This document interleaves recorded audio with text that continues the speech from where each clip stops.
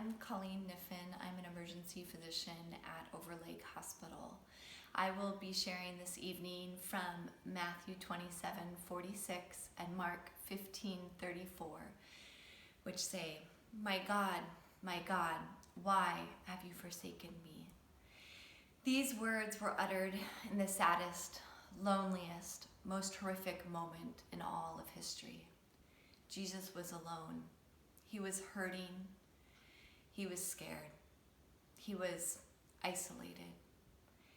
In the midst of this current crisis, where we are isolated, quarantined, afraid of what the future might bring, many of us have likely had similar cries of agony, similar moments where we have felt forsaken or even perhaps abandoned by God. Where is He in the midst of this suffering, in the midst of isolation, of sickness, and of death? This verse is a direct quote from the first verse of Psalm 22.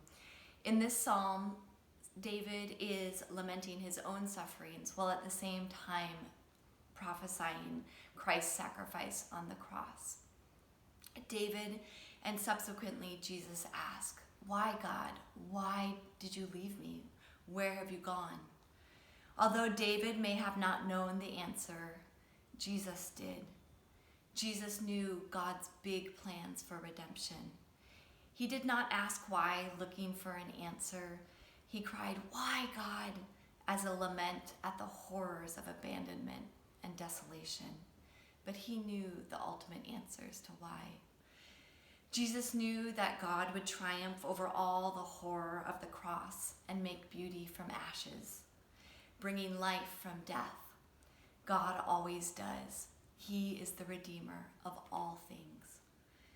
But you will miss out on that hope of redemption if you don't read past verse 1 in Psalm 22, or if you don't look beyond the crucifixion in the Gospels, or if you don't look for God's bigger redemptive story still playing out in today's pandemic. Both David in Psalm 22 and Christ on the cross balanced their acknowledgement of their fear and suffering with a sure hope in God's redemptive power.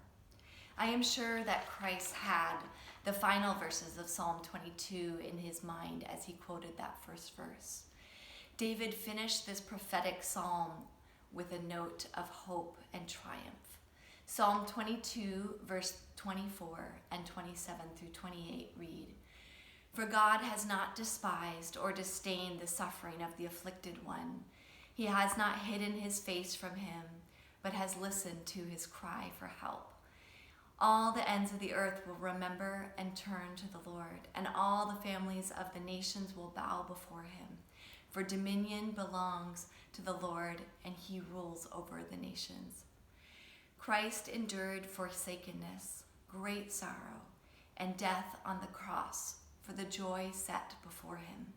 The joy knowing that out of the ugliest, most horrible moment in history would come the ultimate, most beautiful redemption. And that same redemptive power is at work now amidst this pandemic. And we can endure this for the joy set before us. Joy and hope knowing that God tramples over sin and death. However forsaken, however horrific, however isolating a scenario we find ourselves in, God is on the move, bringing redemption from brokenness, bringing hope in desolation, bringing beauty from ashes. In 1831, Charles Simeon, after pastoring Trinity Church for 49 years, was asked by a friend how Simeon had surmounted persecution against him throughout his many years of ministry. Simeon replied, "My dear brother, we must not mind a little suffering for Christ's sake. When I am getting through a hedge, if my head and shoulders are safely through, I can bear the pricking of my legs. Let us rejoice in the remembrance that our holy head has surmounted all his suffering and triumphed over death. Let us follow him patiently, as we shall soon be partakers of his victory."